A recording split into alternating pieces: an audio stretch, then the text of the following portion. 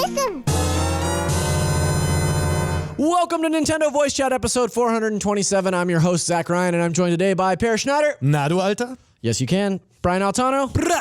And way over there, Jonathan Dornbush. Hey there. Welcome back, buddy. It's been a long time since we had you on the show. What's been going on in the last several months with you? Just, playing the games. You won't talk about non-Nintendo games here. No, not. You can do that. So in the interim, since you've been around, or since you've been gone, you've kind of taken over our PlayStation show. Yeah. What's going on over in the world of PlayStation? Well, now we're doing name changes. We have crossplay. This is a Nintendo now. show. Be quiet. Oh, that's it. Oh, we're done. Just kidding. I'm just We're kidding. covering lots of games that will be on Switch in 2 years. Yeah, no kidding. No, Jonathan, talk to us about what's going on over at PlayStation. Yeah, I mean, there have been a lot of changes going on recently. It's sort of weird as we're getting toward what we think is the end of a console life cycle. We're seeing PSN name changes finally. We're seeing crossplay in beta with Fortnite. You really letting them do PlayStation Seeing news? PS Now. Yeah, we're just seeing a lot of cool things. Spider-Man, you may have heard of it, came out. It's pretty great. I don't know if you've heard about this. We might. I've heard about it. I'm on that show. Maybe I know. Maybe Switch will get a Kingdom Hearts port of some sort in the future, and We then should you hope can so. share your fan fiction on the show. Absolutely, more than happy. Yeah, I'll read from it. I was gonna say you can come and read your Kingdom Hearts diaries. Yeah. Oh yeah. Yeah. Please, they are official, unofficial novels. Can I talk about what arrived at your desk today, or is that strictly? No, off you can limits? talk about it. I just haven't put it on video Yeah. yet. But yeah. You can talk about it. Jonathan today received a giant box from somebody, and when he opened it up, what was inside? A Keyblade.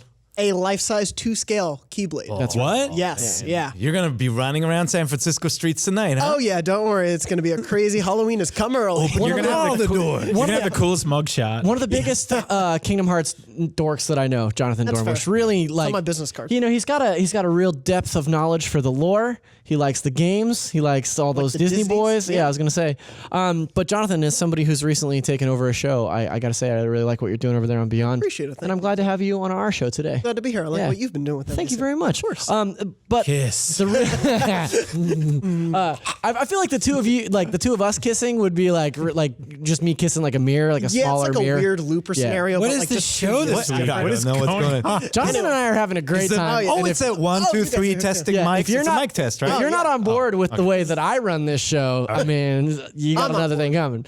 No, but Jonathan, the real reason you're here is because you're part of our news team. I am. And we missed some pretty significant news last week because we record a little earlier now, right? Of course. Thanks a lot, I know. Zach. And it's totally my fault. I am, of course, talking about the Wall Street Journal's news breaking late last Wednesday night about a potential Switch 2.0 coming in fall of next year. So let's take a look at what Wall Street Journal had to say. This is from Wall Street Journal Japan. Per had to translate the whole thing for me. Thanks for that. And then Per. he put up his own translation like 2 minutes later. Yeah. Mochizuki? Luke Riley covered the news for us, and he said that the unofficial report cites suppliers and others with direct knowledge of the plan as sources, and that Wall Street Journal Japan sources reportedly told the publication that there are active discussions about new hardware and software function and the cost to implement them, including upgrading the system's low-end LCD display. The sources also indicated that this new Switch could arrive in the second half of 2019 and perhaps as early as the Northern Hemisphere summer. So I think first thing, Jonathan, I wanted to ask you, this seems kind of like a no-brainer. How likely are we to believe that these rumors are actually true? I mean, I've seen a lot of reports like this from the Wall Street Journal, and obviously specifics can change, but they tend to be pretty much on the accurate side with a lot of these, not just in gaming, but movies and TV a lot too. Yeah. A lot of big companies tend to use them as a way of dealing with news that they don't want to necessarily announce themselves sometimes. But yeah, I think there's a lot of most likely truth to this report. The specifics, like I was saying, may not be true. We'll see when this Switch 2.0 theoretical thing may come, but I think this is a pretty safe bet. We've answered this question from a couple of readers before on the show, right? When do we think the first Switch revision will happen? Will it happen for the holidays this year? And we said no, that Nintendo's typical cadence is 2 years, right? 2 years to 3 years, 2.5 years for their handhelds. Obviously with consoles, it's been a little different. We've done RAM expansions and add-on Slim modems and all modes that and stuff. Yeah. There's that time they turned the Wii red. But this is like you would be at the 2.5 year mark where you can release an update to the system, and don't think this is the Switch 2, like all new hardware, all new software, not backwards compatible. This is likely to be more like the new 3DS or more like it's not going to be slim because they're limited by the Joy-Con on the side. Yeah, that's exactly better it. screens and all. I don't see them disrupting or splitting the user base they have right now. The last time they did something like that was with Wii Motion Plus, Yeah. which was weird. And you had multiple options to work around that. You could put that weird butt cap on the bottom of your Wiimote, or you could just buy the one that had. That's what we're gonna call that. The butt cap. Yeah, I think that's what the Nintendo officially called it. Yeah, I mean, if you're keeping track, a butt cap is a hat that you put on your ass. Go ahead. Boy, this show has changed. It's different now. Yeah, it's a different show. Yeah, But to what Per said, he's correct in that this is a no-brainer for the handheld side, but we don't see this with consoles at all. I can't talk. That's Xbox One X, but- PlayStation Pro. Well, not with Nintendo. Those are. I don't know if that's what we're going to see here, because I have a feeling this is going to be more like when they redesigned the Vita and it had a different screen and stuff like that. Well, the Wi-Fi radio is slow for the machine. There are a couple of things that where Nintendo made enhancements with the 3DS line before, where they could make the system a little bit more competitive with other machines. But one thing, there have been rumors about an upgrade for a while, and those rumors were rooted in the actual specs of the dev kit hardware. So the dev hardware and the software and the tools actually have access to 8 gigs of RAM and 64 gigs of internal storage, which is, of course, for developers to kind of work off higher specs and then kind of cram it into 4 gigs.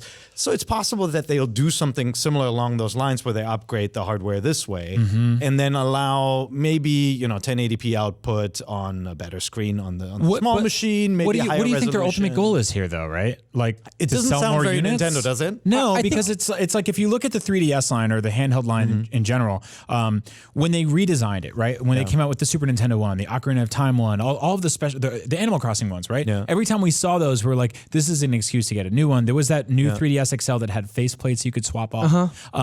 With the Switch, they sell Joy-Cons, and you buy Joy-Cons, and that's great, but they only hypothetically get $80 from you if you buy a set of those. Whereas so on a new expensive. Switch, they could get $300. I'm in no rush to buy a new Switch. Yeah. I like mine. But like did you buy the new 3DS that had faster hardware? Not that we saw a lot of software that actually the used new it, 3DS. Right? They were like Yes. Yeah. With the nub. Yeah. Yeah. And like they added obviously a change in stick configuration, but then But there's also, the like- chipset was updated, and you could create games specifically for the hardware. Of course, nobody did. Hypothetically, Nintendo did. there were There was a few. There's a few binary first and set. second. Yeah, there's a few first and second party games that took advantage of it, but like that actually made more sense to me because it was an iterative system in that like you said, the chipset was improved. Like there were things that made some games run smoother or made load times a little bit shorter. This to me sounds like the guts of this hardware are going to be basically the same, but you might have a better display, which is intriguing to me. Like first of all, the Switch doesn't have the most mind-blowing graphics in the first place, so seeing them sharper on a screen is like fine, but it's not necessarily something to me that would like make me run out and buy one on day That's one. the thing. I like if the ultimate goal here is to solve a problem that exists, I would look at the Switch and go, what are the biggest problems I have with this thing in handheld mode? And one of them is obviously the internal storage. Or lack thereof. But that's That something you can't that you make calls on it. Yeah. Yeah, that you can make phone calls on it. Voice chat, and by the way, if you double the RAM, you can do cross game chat really Yeah. easily, right? You still have to solve for a port in the controller. Man, that feels like such a double middle finger after already charging for people for online and then coming back and going, oh, if you want voice chat on this thing, you're going to have to buy a new call Switch. this the Pro Streamer Edition for online players or something, right? It really depends on what, like Brian, you said the ultimate goal. It depends what the goal is. Yeah. of the system, and because we don't know anything officially yet, we can't really say what the goal of this revamp will be. Whether it's intended for people who already have a Switch, people who haven't jumped on yet. Yeah. Like, that's really a mix of both, obviously. Andrew Goldfarb and I, who runs news with you, we did a conversation. You know him. I've heard of him. Yeah. Big fan. We did a conversation last week about this, and he theorized towards the end of it that like maybe we're overthinking this. Maybe they'll make a 2DS version of the Switch, like something that's actually for a lower point of entry, that is cheaper, that has a worse looking LCD screen or a lower quality. And I think that's totally something. It's already here. It is the Switch, right? By then. Yeah, I mean that's the thing is like Zach, you nailed it. Like I don't think that you really have an issue playing video games on this thing. Like it's a 720p screen, and sometimes it drops to 480 when you're playing stuff like Crash Bandicoot Collection and stuff. But for the most part, like this handles everything well. And the battery is like, sometimes it's 3 hours or 2.5, but that's never really been a major issue. But that might be that's a nice sales tactic, right? For the holidays next year to say, hey, there's a new edition of the Switch. It has more storage, more RAM, cross-platform, cross-game chat, and the battery life is longer. That's already sounds really good. And then if they will make a push towards streaming software like Netflix and all of that, obviously they have Hulu on it. The current Switch can output 4K streaming. Yeah. Right. No problem through HDMI. Obviously can't display it. I don't know if it's much of a selling factor to say now the display is 1080p or anything like that. They'll definitely not do an Xbox One X where games natively run 4K. That's But nonsense. The sales side of it, like that, approaching it with that mindset to me is what makes the most sense. Of this is very much to keep the Switch in the cultural conversation as new holidays come up, and especially as if we're looking toward new PS4s and Xbox 5s, whatever you want to call it, the new systems. It's not going to be that the Switch will be forgotten, but it just keeps it more in the conversation of, oh, there's a new Switch also, by the way. And That's a factor I hadn't really considered. You're right. Yeah, and I think that it is important for, like, it's important to keep in mind, one of the things that I thought was really funny about this story breaking was coming into the office on Thursday morning and people were losing their minds about, oh, there's going to be a new Switch. Oh man, this is so crazy for Nintendo. But Nintendo is kind of the one that invented the iterative system, right? And I think whether or not you're talking Famicom about disk system. Exactly, like they've been doing this. Top-loading NES. Well, and that was the funniest thing is because like cooler minds prevailed. I feel like it was definitely you two that were leading that charge. That were like, hey, actually we've seen this from Nintendo 100 times. Like this isn't a huge deal. And from Atari before that. Well, yeah. But like Jonathan says, like regardless of whether or not you're talking about scaling down and advertising to an audience that maybe wants to pay a little bit less for a system, or scaling up and attracting the most hardcore of crowds that are like, well, I already have a Switch, but I need the newest one because I love Nintendo games or I want to play them in a higher fidelity. You are keeping that name on the tip of people's tongues. Like you are keeping that conversation going. And that, I mean, that's a strategy that's worked for PlayStation. It's a strategy that's worked for Microsoft. Like it totally makes sense that Nintendo would do the same. And I wasn't at all surprised. I think some people were kind of taken by surprise, but this absolutely feels right within the timeline that they would do something like that. Makes sense. I'd be curious to see if they do, if they kind of target upgrader audiences and not include the dock in the new package, right? Like no charger, no dock, assuming that you already have all of that at home, or maybe no power outlet. Maybe I mean this system. Power There are a adapter, couple of other things that are kind of dumb, right? Like where where the charge plug is when you're standing it up, and all Now that. you're And just negging the poor little guy. Come on. but maybe those are some of the things they could tweak and then release a new dock, because we kickstand's know not the great, dock. I'll give you that. Yeah, the the kickstand kickstand sucks. and the dock scratches the Well, screen. not right? only that, So- but like we also see cracks in the casing. It's got a bad D-pad. Like there's a lot of like actual D-pad? exactly. There's a lot of like actual physical things that could be addressed with the Switch. And I think 2.0. that's kind of an easy transition into the question that I had for all of you, is that what are some of the key features that you want to see in a Switch 2.0? We've sort of danced around a little bit here and said what they could be, but like personally, what's the one thing that you want to see out of this next iteration? I mean, I would love to see, I would love to see a bump in just processing power, like more RAM and a newer, obviously they will have a newer, fresher chipset. Because certain games like Overcooked, for example, they don't run at 60 frames per second. They don't run as nicely on this machine. And I feel like you get more out of giving the machine a little bit more oomph rather than resolution output to make games look better. Yeah, I would say that my pick is kind of what I was just talking about. The Switch is very durable. Like I do feel like I've definitely dropped my Switch and it's not cracked or anything, but I do feel like there are little things. The fact that the Joy-Con slots are a little loose, or the sloots is loose, or that it doesn't have like an actual D-pad, or the fact that the screen's getting scratched. Like I'd love for them to go back in, take a look at the way that they are casting these things and make them a little more durable just in the minutia of it. Yeah. But that's more like Joy-Con updates then, right? Like I think the one thing that holds them back is that they committed to this controller in this size. Like I don't know how much how willing they are to like change the mechanics of it. And They're willing to put NES controllers on the side of that thing. that's They're willing to do funny. anything. That's But funny. that's the other thing is like if they're truly talking about creating something that is like non-exclusive, then they have to create something that is like forwards and backwards compatible, right? So the 'Cause idea otherwise that you split the market. right, so the idea That'd be that annoying if I couldn't use my 900 Joy-Con. Here's a better design, exactly. Here's a better design Joy-Con, but it only works on Switch 2.0. Like that That would really cause some Brian, go Put it- ahead. you can put it in the drawer with your old iPhone 4 charging cables and the rest right. of that stuff. Yeah. So I actually would like to see more quality of life stuff that sort of connects around the Nintendo Switch itself, sort of like Bluetooth headphone support. I'd rather see a redesigned Pro controller. If they want to relaunch the Switch, I'd like for them to focus on the whole suite of products that went around that. Like a better dock would be really cool that doesn't scratch the system. A new Pro controller that has a headphone jack, which seems like a very simple, basic thing to do because everybody else got that down. But for the Switch itself, I guess I'll just echo what you guys said, plus the kickstand thing and the better screen. I think it's mostly not really an issue for me. As for something like Overcooked, like a small team made that game, but if you can make Zelda and Mario Kart and stuff like that run, It runs at 30 though. yeah, but it runs well. Yeah. You know, like you don't really. There's not a lot of hiccups there. So I Except don't when the necessarily- Bobo-Kleins are swarming you. They're okay. There's some Or problems. except- What were they called? Bobo-Kleins? Yeah, Is that what you named Bobo-Kleins, them? yeah. Okay. Okay. Except when you go into Goblins, we the know. forests, but they fixed that in the patch. Oh yeah, that's right. Remember at the beginning, when that game first yeah. launched, how slowly Oh, it the ran in forest? forest. It's still Yeah. not great. Yeah. And yeah, the Yeah, D-pad. Zelda's a bad game, am I right? We're Wow, just good. things have really changed on this show. Wow. Show's different, Jonathan. Oh, We're boy. just negging everything today.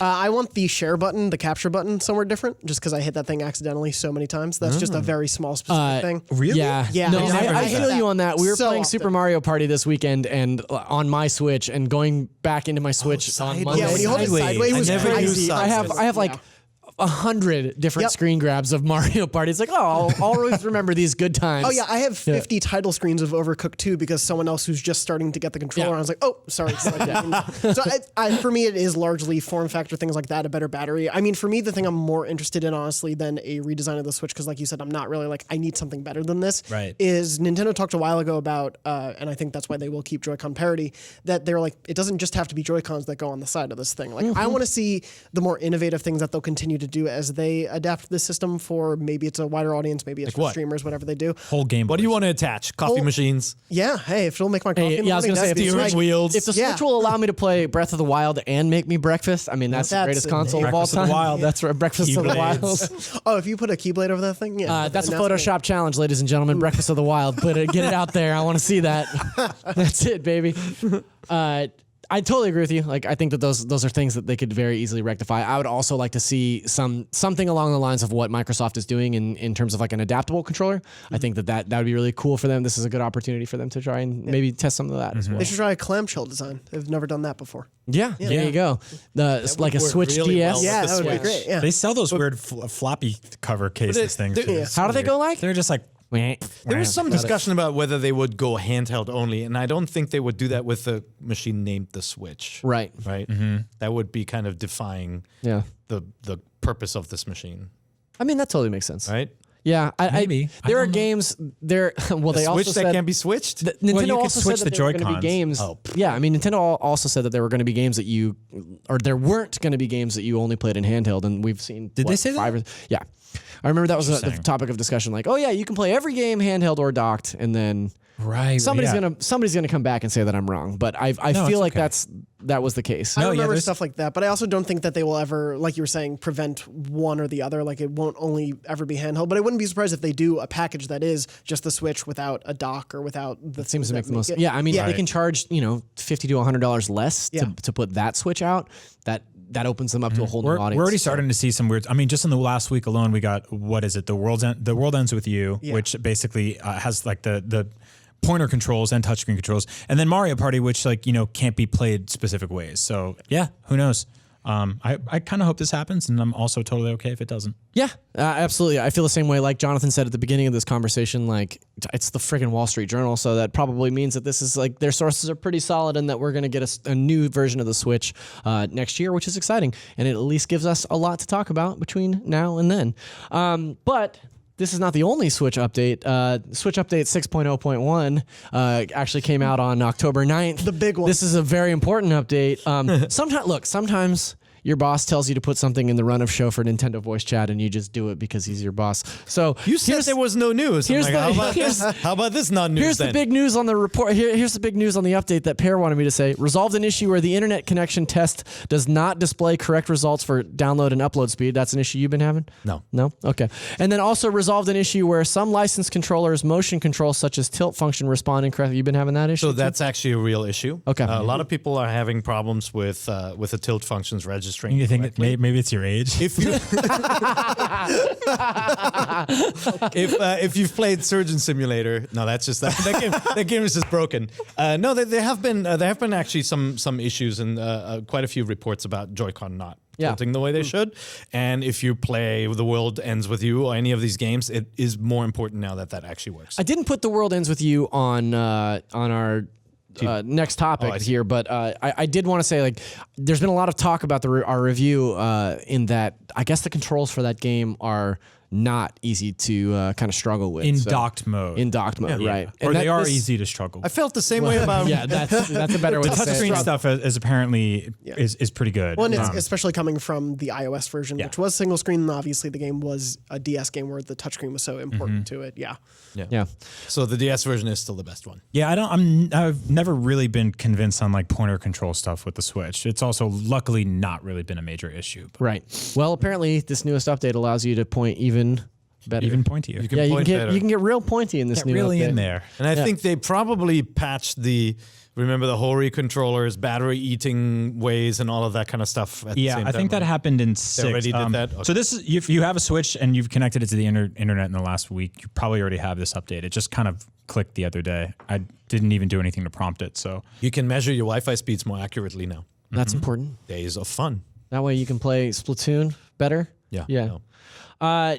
So this is probably the most exciting story to me this week. Not the update. The update is something that I put on there just for Pear. Pear wanted to talk about it. But so a couple it's weeks good ago, to talk about those yeah, things. a couple of weeks ago, you'll remember that Pear did a nice little cameo at the end. What, you make fun of me over here? No, All right. he's been very polite. Pear did a nice little cameo at the end of the episode where he popped up from below the desk and he said, "Hey everyone, Assassin's Creed is coming to Switch And we got in excited. Japan only, and it's Brian went, streaming." no. Yeah, yeah, that's the cone of disappointment. Right. It just gets worse and worse to the bottom. But yes, Assassin's Creed is out on Switch in Japan as a streaming game, and it is streaming in Japan. But you can't play it. Why not? That's what I put here in my notes. First of all, it requires a really gnarly internet connection with which America simply lacks right now. Right? We are you've gotta incredibly gnarly here. What are you talking about? No, I mean it's just We're like too far away you've got to from the have servers. the most Google Fiber? dedicated. Is gnarly good in this context?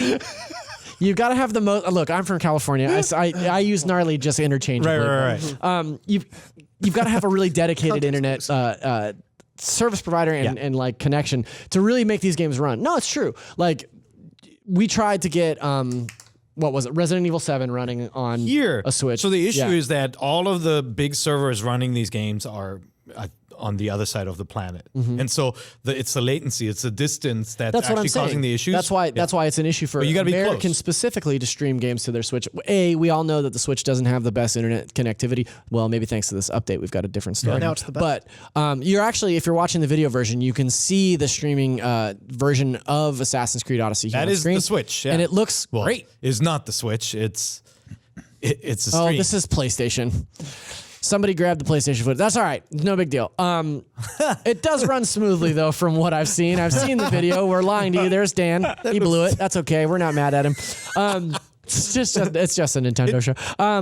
But no, it supposedly runs really, really well. And I will say that we also have seen it hit browsers this week, which is absolutely insane to me. So it's come Streaming to through Chrome. yeah, it's streaming through Google Chrome. And Destin was playing it at his desk the other day, and like, yeah, it's a little bit framey and it's a little bit grainy, but like that's Assassin's Creed Yeah. on your browser or on your Switch, which I think is amazing. So the Switch version, we had, we had our IGN Japan team test it out. If you ever want to visit IGN Japan, go into more in our nav and switch it to Japan, and then you're stuck forever with having everything in Japanese. So good luck escaping.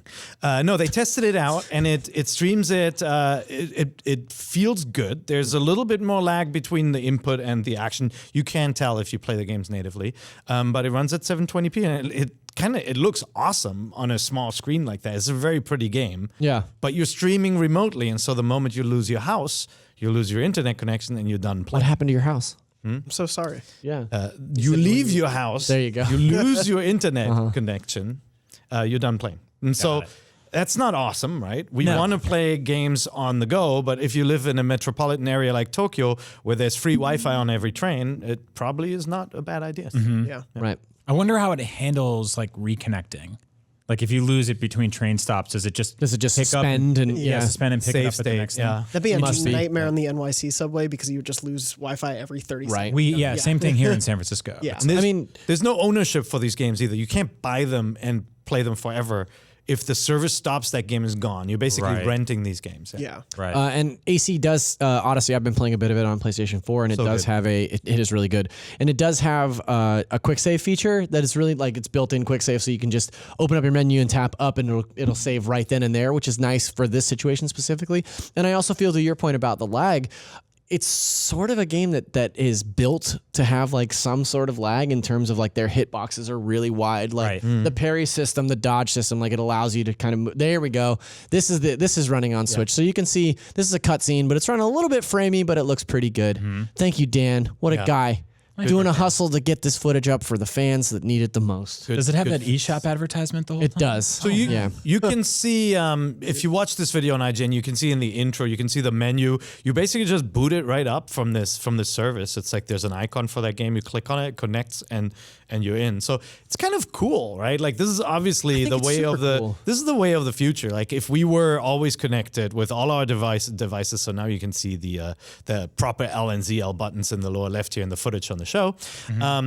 If you were always connected and our connections were fast, this is definitely would be the way to go, right? Well, if the latency is gone. The other alternative is like a studio like Panic Button spends 6 months to a year making like a very fuzzy looking version of this game that you own, right? But doesn't look as good. No, the Switch would definitely have some problems running this game.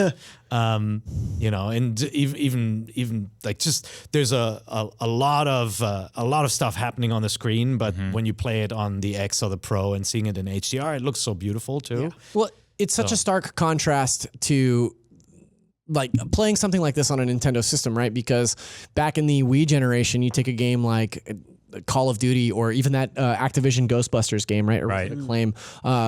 But you had a whole separate game developed specifically for the Wii because they couldn't handle the amount of power that it needed to process those graphics. And here, that's not the situation anymore. Yeah, right? I think one of my favorite examples of that is like Dead Space. Yeah.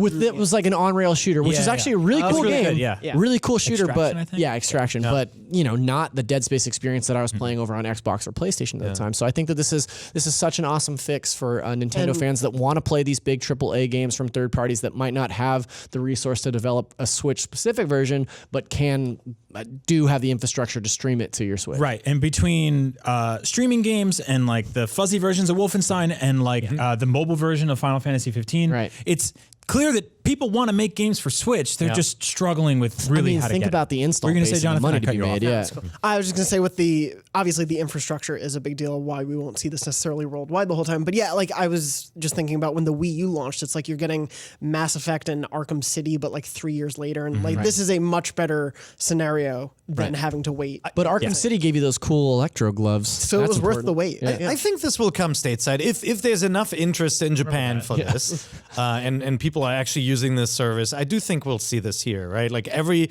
publisher is doing the saber rattling about streaming games, and Microsoft just announced a program as well, right? Right. Yeah, I mean, streaming right now seems to be the biggest thing. Ubisoft is talking constantly about how the next generation to them and the future is streaming. So obviously we're seeing that with Odyssey in practice here. Yeah, this has sort of been a topic of conversation for the last couple of years about how to really optimize games for streaming on different devices, right? Like even going as far back as like the Ouya, rest in peace. But it's something that's been a conversation for a very long time and is now finally becoming an actual like tangible reality, which I think is really important. I will say I'm absolutely shocked to jump. No, nothing shocks me, but jumping into the comments on this video on IGN, people are very upset about the idea that they would stream games, and that's just not how the game is supposed to be played and its experience. But like, hey, this is Assassin's Creed on your Switch, and like it might not be the most optimized version of it, but you can play it wherever you want. Like, right now it's probably not awesome, right? And people, core gamers are upset when the ownership level is removed, right? They want the cartridge, they want to own it, they want to download it, have it on their Switch,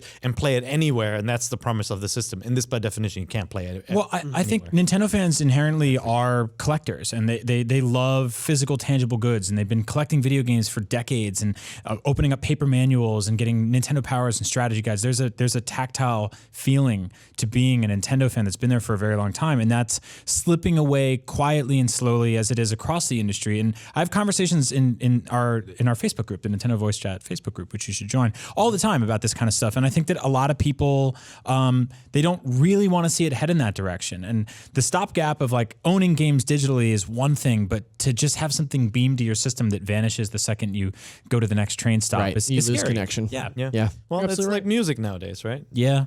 Not that many people collect vinyl. It's still out there, but I do. Me too. Show of hands. Who's surprised that I collect vinyl? Yeah. Okay. Yeah. Big surprise. So Assassin's Creed came out last Friday. But now let's talk about a game that came out a very long time ago. We spent some time talking about this on the show last week. 350,000 Fridays. That's right. The first Friday. We did want to talk a little bit about The Legend of Zelda SP. Legend of Zelda So yeah, we have written here a ROM hacked version because that's what we thought it was initially. It's not the case. But there is a new version of The Legend of Zelda available to Nintendo Switch Online subscribers that starts you with maxed out rupees in every item in the game. Most items in the game. Yeah, it's like the white sword and the shield and like a bunch of stuff. And the better tunic and stuff like that. And Brian has written here, basically it's Big Babby mode for Big Babbies, but you can still access the original, which is exciting. Brian, I know you've never had an opportunity to play the original Legend of Zelda, and this is finally a chance for you to get out there, and now you don't have to cry about it anymore. I've been scared about it for so long, and as a huge Babby myself, I can't wait to get my Babby hands on this Babby game. So this just launched. It's kind of a weird thing. We had talked about this a couple weeks ago, being like, we've seen these listings. What is this SP thing? We've also seen it for other games like Mario 3, and so now I'm starting to wonder, like, what the hell are these things going to be? And this sort of like stealth launched on Switch today. If you're a Nintendo Online subscriber and you've got the NES app, you've got 3 new games, which we talked about last week. But this one's here now. I got to play it for a little bit. It's super weird because it is effectively a save state of the original Legend of Zelda, where the game starts and Link is on the first screen, but he already has the Master Sword. He's got the blue ring. He's got 6 heart containers. He's got bombs, arrows, and a cup and like the weird meat you give that grumble guy. Like, it's a totally arbitrary list of things. But then poking around the overworld, all of the secret areas in the game that you can bomb and burn and open up to explore are already opened. And when you go down in those caves, there's just nothing there. It's basically a used version of Zelda. Yeah, it's so weird. But when you try to delete that save, it's basically a save state of somebody having played it already. When you try to save over that save state and restart the game from the beginning, it'll actually replace it with this advanced save state. And like, don't let's not get it twisted here. This is still a hard game. Even when they give you a bunch of stuff, when you're fighting 8 of those blue Stalfos guys in one room, like, what we're seeing right here, the red ones, it's kind of a pain, right? And this is not a very easy game. It's still incredibly obtuse. Like, you'll still have to look around for where the dungeons are and all that kind of stuff. But Some it's of just that mystery is. Yeah, some of that mystery is taken away from you. You sort of start with a buffer and you're a little stronger, but it's so weird. That's the one word I can use to describe it. It's so damn weird. Yeah. It says SP in the corner the whole time. I just don't get it. That's the thing that I wanted to sort of talk to you about. Like, hey, look, we have a lot of fun on this show. We do a lot of goofs and giggles, but like, watching Brian play the original Legend of Zelda is like watching a classic artist paint a masterpiece, because my dude knows this game backwards and forwards. It's absolutely insane to watch him play this. Like, he'll, when you're playing it, he'll be over your shoulder like, bomb that rock. Burn that. Yeah.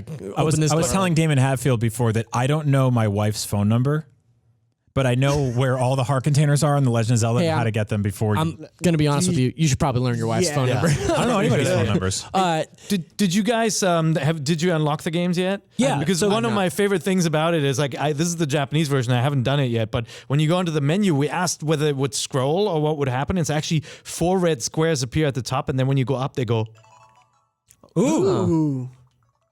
I like that a lot. Oh, and they all make cute little noises. And it also gives you this little pop-up notification that's like, hey, new stuff's here. There's a new thing. Have a good day. Yeah.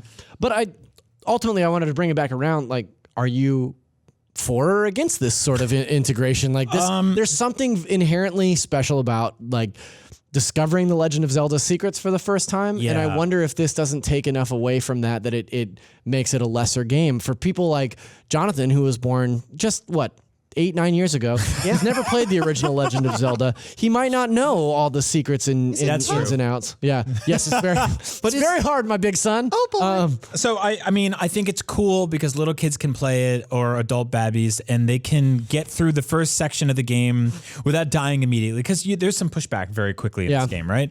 So I think that's good. I think removing a lot of the discovery is kind of a pain, but again, this does not replace the version that you have already. This is just a second version. I'm interested to see how they'll do Super Mario. Do you just have the star the whole time? Like, are you just invincible? Do you You're just at the start with last fireballs level? and 50 lives on Your princess 8-4? is not in another castle. Yeah, she's glad- just okay. Yeah. I'm glad that you brought that up because Sam Walker in the Facebook group asked, do you think the Zelda SP edition could be the start of a trend of making NES games accessible to those who don't have terrifyingly infinite patience? And I will say, the NES, I've played a lot of like the greatest hits, but there are a lot of NES games that I just missed because I didn't go back to the NES until I was much older. And so I wonder if there's not a case to be made for like even going back now. Those games are tough, Right. and it's not because I think it's because they just maybe haven't aged as well, or there's a certain amount of replayability that the developers are trying to achieve, or whatever it is, but. Is this something that Nintendo could do with a lot of their games that could make those games more easily accessible? Well, to people, and will they? Yeah, and so the philosophy design-wise behind a lot of the early NES games were effectively to emulate what arcades were doing, which yeah. were, like quarter suckers, basically, just trying to take as much money from you as possible. The Nintendo Switch, however, has a system built in right now that you can use called save states, and you can cheat your way through every game. I played Gradius like that the other day because I was like, I've never actually seen the end of this game. It's brutally difficult, and so I just save stated my way through the game and blew up the planet at the end and flew away. And I was like, cool, I've beaten Gradius, sort of, quote unquote. But it's still tough to some place. I actually, when I heard about this SP thing, I thought they did this for a contest or for speedrunners or something, right? Like just to get you farther into the game or further into the game and then do some sort of competition around it. But you guys think it's honestly just to make it easier so that people don't get frustrated? Why not? I think so. Why not? I mean, why not a version of Mega Man 2 that allows you to start the game with all of the Robot Master's powers? And then you can go 99 in and- lives or Yeah, something. exactly. Well, so I'd be interested in, sort of opposite parameters that said, let's Take stuff away. Let's try a version that you can't get more than 3 heart containers, or you can't get more than 4 bombs or something like that. Like, give us a built-in hard mode outside of the ones that are already built into the game. Start you with full hearts. Every time you pick up a heart container, it goes down by one. Yeah. I mean, I think seeing them do this is the fascinating thing of, are they going to try things like what Brian wants of a hard mode or something? Like, Right. we talked to Reggie Fils-Aimé at E3, and he said essentially like, think of these games as the new virtual console. And so seeing them be willing to experiment with those things is awesome. And I'm curious to see what the next steps are. It's also very interesting because Nintendo has always treated some of these older games as so sacred and profane. Like they don't want to touch them. They don't want, and now they're just going completely the opposite direction. They're like, hey, we're really in there just messing stuff up. So let's maybe find though. out. I mean, this is just a save. Like I would agree if this was more altered, that they actually messed with the game a little bit more. I would love to see like more remix style stuff. Yeah. For sure. I think it speaks a lot to the remix stuff that they did back on the Wii U. But I think it's an important enough thing that like, look, we've dedicated 9+ minutes talking about it on this show. Like these are the kind of conversations that they're going to take notice of and be like, okay, well, maybe this is something that we want to see more of, moving forward, or that fans are really looking forward to doing, and this will pull in a new audience. I think it's like incredibly fascinating at the very least, as part of like you said about it's a company that's been so like safeguarded about their properties to sort of be like, oh, here's a Think about a guy like Sam Claiborne who basically has like retro tattooed across his chest, right? Like we have he shaved it in hair. That's right. Actually. It's true. Yeah. It's just in his mustache.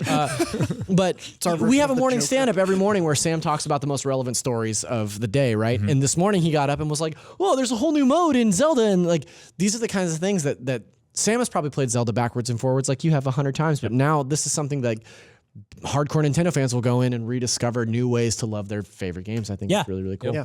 Pretty cool. Look, we could probably talk about The Legend of Zelda all day. In fact, we did that back in March. We will. But Again, soon, when they announce the next 2017. Zelda. That's true. But let's talk about some new stuff. I wanted to talk about a lot of the things that we're playing this week. We got a few new titles, a few older titles coming to Switch. Per, why don't you kick it off with Tricky Towers, which is a game that I didn't get to play with you, but I watched and it looks Oh, you very didn't fun. play with us. So Tricky Towers actually came out on the PS4, and some folks walked by and saw us playing 4-player on the Switch and said, old, I already played this. Story of the Switch right now, but don't hold that against this game. This is basically, it's a Dutch-made version of Tetris, where basically they use the same blocks, but they apply physics to it. And the object of the game is kind of like build these Jenga towers to finish a race and get to a finish line, or try to stack as many pieces as possible under a line, like a kind of like the limbo version of Tetris. and it's really mean because you can set this game onto like random, and you'll get into a race mode where there's wind blowing, so you have to kind of build everything crookedly, or you have to wedge pieces into this tower. And you play with four people. A little hard to see on the small screen. On a TV, it's absolute puzzle heaven. Yeah, I love this thing. We were having a blast playing this on Friday. And I went from being like, oh, what's this? To being like, this is one of my favorite couch multiplayer games on Switch. I think that it does such a Nintendo thing. That person's bad at it. Yeah. It has such a Nintendo sort of design ideology behind it of sort of taking a simple mechanic and then, exploiting it and exploring it in every way possible. I was playing this game over the weekend, and I realized that if you play it against somebody who is basically like neutral good, they won't spam evil stuff on you, and then they will only use because you have effectively in the race mode an evil button and a good button of power ups. White and black magic. Yeah, and the white magic basically means like, oh, I can create vines and things that will make my tower more solid and keep it growing. And there's the other one that goes, oh, I'll just summon like a giant evil block on top of this piano. Yeah, or make your blocks ice. And so you're all individually building these like wobbly, funny Jenga towers, and your finger crossed hoping that they keep going. And then things out of your control start happening, and it's just so much fun. I went from not understanding the game at all to jumping in for the four-player multiplayer with you guys, playing a couple rounds, and then being totally hooked and competitive. Well, I think the thing is like, if you know how to play Tetris, you know how to play this game. Yeah. Because it's just physics-based Tetris with a few added like twists. Yeah, which I think is really, really smart. And it came out, well, we got it here. We were playing it last week when during the week that Mario Party came out. And every day last week around 4 p.m. is when Mario Party started kicking off, and I would hear people hooting and hollering. And then on Friday, I hear the same amount of chaos, and I look over and they're playing this completely different game, and I was just totally surprised at how much fun people were having with it. Shut down right out of the gate. Yeah. Oh yeah. The one thing that productivity on a Friday here. Yeah. The one thing I'll tell you right now to give you like a sort of just a step up above anyone who you're playing against is that it's just like Tetris, except there's there's an incremental half step between every move. Right. And that's what it totally breaks you. And I was sitting at a weird angle from the television where I was on the far left and my tower was on the far right. And I kept missing that. And I was like, what am I doing? But the funniest things that happen in this game is like you'll accidentally lodge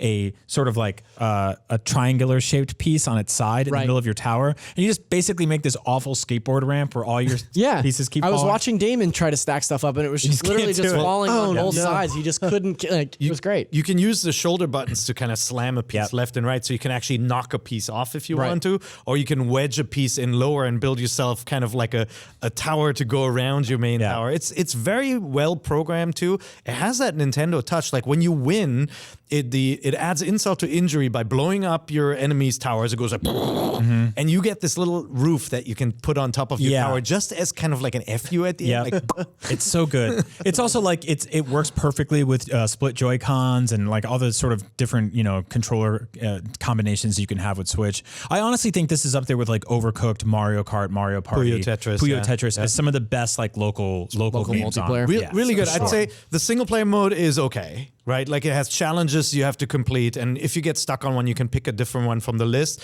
Like sometimes trying to wedge a lot of pieces underneath that line, they're fun, but it is buy this game for the multiplayer. If you have 2 players or 3 or 4, this is great. Yeah, really. So that's Tricky Towers. Yeah.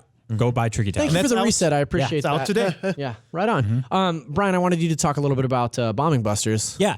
So I'm a huge Bomberman fan. I don't know why, because I don't think any of those games have ever been like excellent, but they're a blast. Yeah. And if you've wanted Bomberman on Switch, there's been one since launch, but it's been pretty expensive. And then this game, Bombing Busters, just launched, which is like obviously very, very heavily inspired by Bomberman. It is completely just a like kind of like low, lower That's price just point. Bomberman. Yeah, it's just straight up Bomberman. Just like Bomberman. Yeah. But what I like about this game, it has a full-on single-player campaign. There's both bosses and levels and everything like that, and then multiplayer where you can fight against your friends. And I think it's like $7. It's got most of the same power-ups as Bomberman. I like it a lot. I'm finding that the AI is a lot smarter than the average Bomberman enemy, and so I'm finding a lot of pushback. Like it's actually a little more challenging than I thought it would be. But I dig this game. This is a really good time. So go check it out. You played Bomberman on the Switch? I did, yeah. Which I actually liked a lot. That one kept on getting updates. It did. Too, Konami kept adding characters to it and levels and all this other stuff, and they ported it to other systems. Yeah, I mean, What else is Konami doing? Not a whole they're lot. Just supporting Bomberman on the Switch. That, and I think- Castlevania Requiem. That's true. Yeah, touche. Which they're not bringing to the Switch, and I'm Yep. still very angry about. Brian, in keeping up with a newer tradition, I would like to assign you a feature on the show like I did last week. I want to see a list of the best Switch games for under $10. Oh man, that's yeah. a lot of Switch games. Yeah, I know. Some really good ones. Okay, this next one I'm very excited about, Yeah. but I know Jonathan is very excited about it as well, and I want you to talk to us about Mark of the Ninja because this is a great game, Absolutely. and it's crazy that it's on the Switch. I know. so. I'm bummed we've broken the alliteration of Tricky Towers, Bombing Busters, not Mark of the Ninja. Oh, but Mark we'll of the have to- Ninja? Yeah, we'll have to deal Mark with it. of the Ninja. Mark of the Ninja was, I don't exactly remember the release year, but it was an XBLA game on the 360. Yeah. And it was it's a side-scrolling 2D stealth game. Yeah, it's great. And like, I was so in love with this game when it came out, and I've been so frustrated that they've never continued with it. It uses shadow and light. Really, that's how you kind of navigate who you can attack and how you can navigate through a level. And it's just so smart about setting up these really crazy, difficult levels where you have to make sure you're properly dealing with the lighting of it all. But when you find your way through a level and you kill like 10 guys in the darkness, it's so satisfying and it's so brilliant. Yeah, if you're on the eShop every week, don't look at this game as like another Metroidvania or something. It's definitely not like that. Plays very differently, yeah. Yeah. Yeah, this is effectively like a 2D side-scrolling Batman game. I mean, and the player movement in this game is pretty much unmatched for 2D games. The sort of repertoire of like weapons and stealth moves you can use. You can play through entire levels without killing anyone. There's hidden scrolls around each level that you can use to upgrade stuff. I was playing a bunch of this last night, and I just forgot how awesome this game is. It's so cool, and it's so cool that it's on Switch right now too. It's like it reminded me of Shadow Complex, which was Yeah. kind of like a Yes. take on Metroid already, which I wish that had come back Yep. too. Yeah. But yeah, this game is this game's really good. Yeah. Just very thoughtfully kind of constructed little like warehouse puzzles where you have to figure out which path to go and take out people like in a set area, and then you kind of scroll to the next. Yeah, the production values are great too. The was animated gonna say, cutscenes really and cool. story. Yeah. You can Really go back cool and art rewatch direction. them all and stuff too. Yeah, I'm actually surprised that this didn't go on to become a franchise. I know. I really hope that it's coming across multiple systems now with the remaster, and I really hope that it's a sign that Clay is like, let's see if people are still interested in this. Let's see if we can make this work because it is so smart and so singular, and it bums me out that there was never any follow up to Yeah. that. Yeah. And it's not as hard as some of the newer Metroidvanias and things, right? Speaking of hard Metroidvanias, my pick this week, Guacamelee. Yes. Guacamelee Super Turbo Championship Edition is out for the Switch, and we are getting the second Guacamelee game, which I've yet to play. Yeah, in December. In December. I've been holding out for the Switch version of that. Guacamelee is probably my favorite Metroid game since Super Metroid. This is a absolutely fantastic Metroidvania game, and I know that some of you out there listening are getting very drunk because we've said Metroidvania a lot and you have to take a shot every time you say it. But like, honestly, I cannot recommend this game enough. It is fantastic in both its art direction and its humor and its playability and mechanics. Like, it's super tough and it's super fun, and it shows a little bit of its age. Like, it's a little too mimetic in places, but like, man, this game is so rad, and like, I just love it so much. I can't recommend it enough. What You I can love play as a chicken. You can play as a chicken. That's what true. I love about the mechanics of the game is essentially there's a lot of platforming in the game, and then there's also a lot of these combat scenarios, the luchas, where you have to fight, but you're using the same systems in different ways, and it's really smart about being like the uppercut that you can use or the side swipe or the headbutt is also very important to the platform. To the locomotion. Yeah, and it's so smart about blending those two things. Yeah, this kind of like surprise stealth launched on Switch the other day. It was really cool. The Drinkbox Studios, who's been working on this franchise for a very long time, and they've put out Severed and a bunch of other games in the last few years. Just kind of woke up and go, hey, Guacamelee is on Switch, and I was incredibly excited for it because this is a classic game. I played it on PS4, but more importantly, I played it on Vita, and I just feel like it too. I feel like it's just a perfect fit for a handheld game. And like you guys hinted at, it does such a great sort of a great job of using every part of every mechanic that it throws at you for both traversal and combat and platforming and everything like that. And it's just it's so special. I feel like you can get through the main campaign in a couple hours, but there's so much hidden stuff. Oh boy. Yeah. I don't know, a couple hours. Those last few levels are, those last few areas are so brutally tough. And I mean, I love that. Like I'm not a great I'm not great at video games, but there's something about this game in particular that when you master its systems, when you master, like you're talking about the combination of locomotion and combat, like it makes you feel so good at it. Like, yeah. Yeah, and Did you see the The Metroids? Metroids in the background, yeah. If you watch the footage, Right you can there, see the yeah. Metroid Yeah. stone Metroids. symbols. Yeah. 2 also does a really great job of that, where I think a lot of the campaign itself is actually not easy, but they make it approachable and accessible, whereas they put some of the side stuff in the sequel. That's is right, you so reviewed tough. 2. Yeah, I reviewed 2, and I'm so happy it's coming to Switch because I think it's easy to have missed that game this year, Yeah. and I don't think you should sleep on 2. Even if you play 1, you won't get burnt out. That's awesome. 2 does just this great job of really making that main campaign so rewarding, but when you get to the side stuff there, you have to be so good at the timing of this game, and it's so rewarding to get through some of those I challenges. think 2 is totally going to be on our Game of the Year list. Oh, yeah, absolutely. And I'm really excited it's hitting Switch right before the end of the year. Yeah. What a bummer that this and Mark of the Ninja came out at the same time. Yeah. Yeah, I feel like they're different not enough. similar. They don't feel the same at all. But you Someone know, looking at a glance. if people are deciding between the 2, what would you pick? I'd pick Guacamelee. I would tell you to buy every game on this list. Honestly, this is just one of those weeks. Just like eat ramen noodles for a few days, buy an eShop card. I noticed you forgot to mention Kimono Friends Picross, which also came out. I was new You're Picross? right. That was on the tip Oh, of boy. my tongue. So I was looking at my Picross S2 and I have 55 hours logged. Most of that is me falling asleep with the game. And like Yeah. and Yeah. The Switch turning off. Yeah, after an that's hour. not surprising. That's because I'm Yeah. tired. It's a very riveting game. Thank you very much. No, but Picross there's a is new beauty. Picross version out with some anime bull in it. I'll Great. take it. Anime More Bowl. Picross. Well, guys, that is such a great roundup of games this week. What a good week to be a Nintendo Switch owner.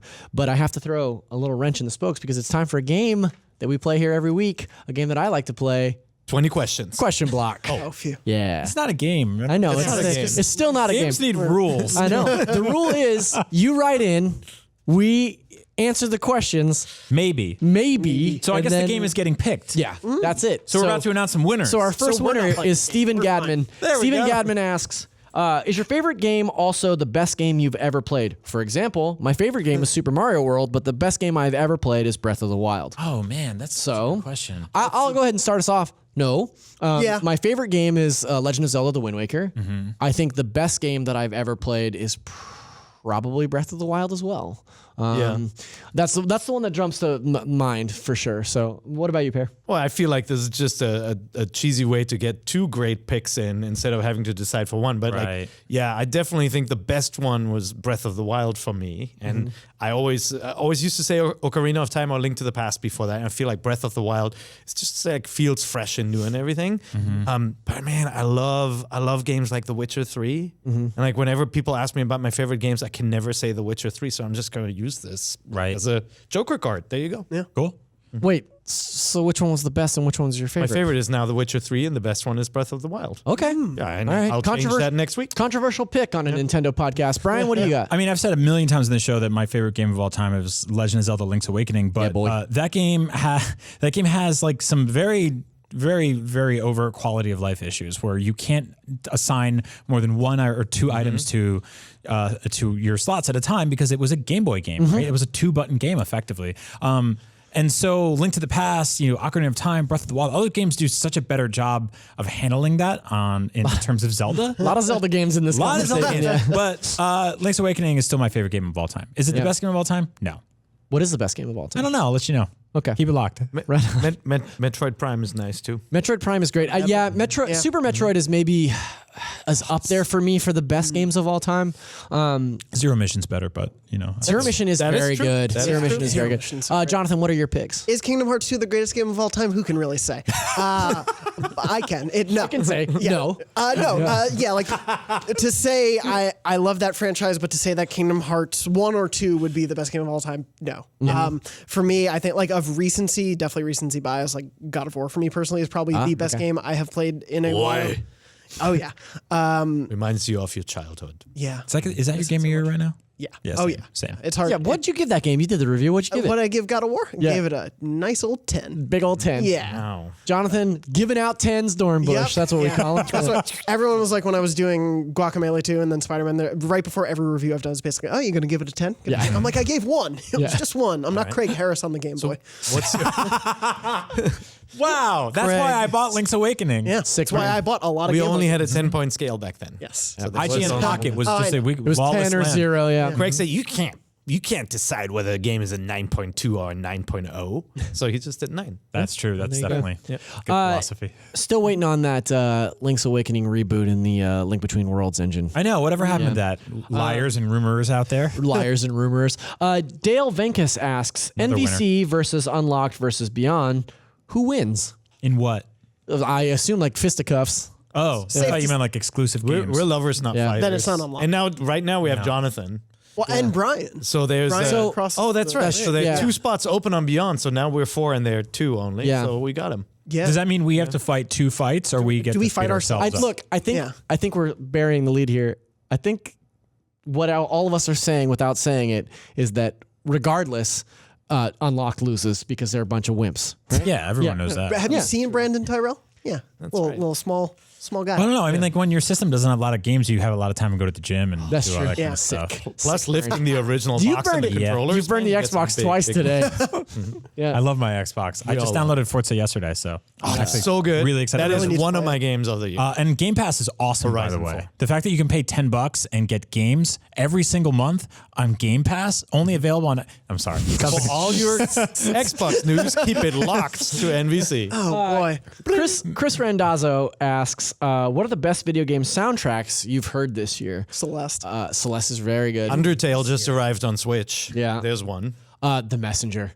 The Messenger has Yes. such a Ooh, banging yes, that's such a soundtrack. good It's Still haven't really, played that. really good. Still haven't played And I know that we joke a lot about how the show is like brought to you by the Messenger, given how much we've discussed it this year. But It's yeah, actually brought to you by Xbox Game Pass. that's right. Man, the Messenger soundtrack is killer. Yeah.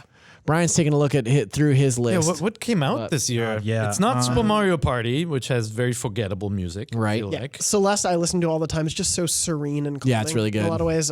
Not Nintendo, but the God of War score Also, is fascinating. Hard to believe that Celeste came out this year. I know it's That was a January release, and it feels like an eternity. So Yeah. since that game came out. Splatoon keeps on adding content with great music. Yeah. Okay. Octopath Traveler has nice music too. Yep. Dead Cells had good music too. Dead Cells does have good yeah. music. And I really like God of War. Luminous. God of War's God of War's music is very good. Yeah. Yeah. Yeah. I enjoy Spider-Man soundtrack is really There's good. so much. Spider-Man soundtrack is really good, but that main theme is just the Avengers. It's- theme. yeah, Like it for sounds sure. so close. I love it. That's but true. It is it's great. I have the vinyl, but Yeah. Yeah. I really want Spotify on Switch. Yeah. I Listen know. to- They took it off PlayStation. What? Or is it still on PlayStation? It's still I thought on there. I thought it It's was. when? Could you just Oh. plug in your phone? Never It's- mind. It's I take that back. connected to the Maybe I PlayStation just What I'm maybe using I for just voice chat. Oh, maybe I see. I'm just couldn't sorry. find it on my Yeah. PlayStation. Okay. Moving on. This is a Nintendo podcast. You guys keep come on, keep it together. Marco Eldridge, great name by the way. Marco Eldridge asks, "What do you guys put on your hot dogs?" Asking for a friend. What's going on with your friends? This is such a tough one, man, because it's like I'm such a purist when it comes to pizza. But with hot But dogs, like I'm hot like, I don't dogs, care. anything friggin' goes. But Yeah. you talk to people from Chicago and they're like, you put ketchup on a hot dog? I'm like, yeah, it's like ears and snouts. Who cares? Yeah, I'm doing mayonnaise. What? Whoa. Oh, I'm doing mustard. boy. I'm doing ketchup. I'm doing cheese, relish, sauerkraut. maybe What? onions, Mayonnaise. Mayo, diced okay, but onions. sauerkraut. Like a very thin, Don't spread say of mayo. thin spread of mayo on the show or any show. Mayo is a good thing. I don't put mayo on my hot dog. I'm a purist and I make 2 versions of the hot dog. And I'm fine with one with like peppers and Actually, time out. sauerkraut. And We should really pay attention to this No. because pear comes from the birthplace of the hot dog. No, we just have a lot of sausages. The hot dog, I'm sure, is American in some fashion. You're thinking of the hamburger. I am thinking which came of the from hamburger. Hamburg. Yeah, No, you're right. I just use stand I corrected. use mustard, ketchup, raw onions. Okay, good. And relish. I'm down with that. On a regular That hot sounds dog, great. Yeah. sometimes cheese. But I have another variety, which is the Danish version. And I'm getting hungry. You need this nasty Danish sauce, and nobody knows what it's made from. It's this yellow kind of weird special sauce from Denmark. What does it taste like? And then it's special. It I bet they tastes sell like it at the that weird fjords. mustard museum in Cologne. Oh, And yeah. and then you add the crispy roasted onions, the crispy ones you get Okay, in yeah, like in a the little can, pack. yeah. And then ketchup, and that's it. It's the Crispy best. onions. So good. It's a- Yeah. Thornbush? Whatever Nathan's is People putting from on, I'll Denmark. have. Okay, Back me Yeah, up. whatever Nathan's is doing there. Yeah, no, usually for me it's a pretty standard like ketchup, mustard, relish sort Okay. of thing. Nothing too crazy. Okay. Yeah, to me, it's like everything they have available. If you go, like, if you're in New York City and there's one of those grimy ass hot dog stands, everything they got. Yep. If they got cheese, put it on I don't there mess too. with them. You just came back. From New York. Did you do a New York street hot dog? No hot dogs, but I solely ate pizza and bagels. That's a good. We had one non-pizza and bagel meal. Did you do a was Shake bagel Shack. sandwich? No. Have you guys been to Gray's Messed Papaya? I don't know what that is. Gray's Papaya in New York City. No. It's like they have a thing called the Recession Special, and it's 2 hot dogs and like a fresh fruit drink for like $4 or $5. Okay. It goes up like 10 cents a year. And they have all the toppings, so you put them all on. It's a fantastic lunch. Sounds wonderful. I'm leaving now to eat. Emmanuel Luivano asks, when Super Nintendo World opens in Universal Studios Japan, what Nintendo-themed food would you like to see, i.e. butterbeer from Harry Potter? Mushrooms! Just mushrooms. Oh, yeah, that's a good idea. Well, it has to be all candy because all like Nintendo food is candy, except for that weird pan frying thing in Mario Party. Now. Yeah, like the what's cube, that? The little steak like cube? cube-shaped animal pieces or something. What if they had like deep fried invincibility starfish? Just gnaw onto it. That is really nasty. It's really gross. They Like it's obviously dried starfish. they need to have a Breath of the Wild shop. Yeah. Where it's selection. So for many Breath of those the Wild. recipes. Ooh. Yeah. Yeah. What if they had like a restaurant where you could cook your own food and they'd play that song And the just whole flew time? the- Oh, now tell me, And tell the me, pots bouncing all over the place and everyone's getting burned. definitely a health Just coach. loud as We hell must in shut there. this down. But obviously, like if you play Smash Brothers, there's a lot of food, so you can get like you can get your curry, Kirby items, and all of that. You can get the M tomato and all that. I stuff. want the Metroid Jellos, and they're like jiggly They're like, Metroids. just yeah. Ew. Yeah, stop doing that. Serve with it me. like a What are you Metroid doing over there? What do you got going on over there? Metroid Jellos. You know, stop the show. Well, yeah, I mean, I have to after that. So, plus, like Pear, I'm also just getting very hungry. So it's time to wrap this show up. Try to go eat some hot dogs. If you're interested in that, we could go down the street, find some, there find a some good street hot dogs. dog? Where do you Right after, what's that? Is there a good hot dog place? Hey, I'll tell you what. Well, baseball season just ended, but I'm a sucker for a Danger Dog outside of the ballpark. A Danger Dog, if you don't know, is the bacon wrapped hot dog that they sell on the street. That is like good one. guaranteed to give you an ulcer, but just like so That's so good delicious. after a night of hard exercise of the liver. Yeah, Get it. That's right. This show brought to you by Danger Dog. We gotta, it's nice to have a new sponsor every week. So Xbox Game Pass. Pear, Brian, Jonathan, thank you guys so much for joining me. Zachary. Thank you out there for watching us. We are, what is our show called? Nintendo Voice Chat. We're IGN's weekly Nintendo show right here on IGN.com, Thursdays at 3 p.m. and Fridays at 3 p.m. on YouTube. Next week, we'll be back talking about a lot of Nintendo news, and hopefully you'll be out there and you'll be able to Get the thing. Beyond chat. Yes.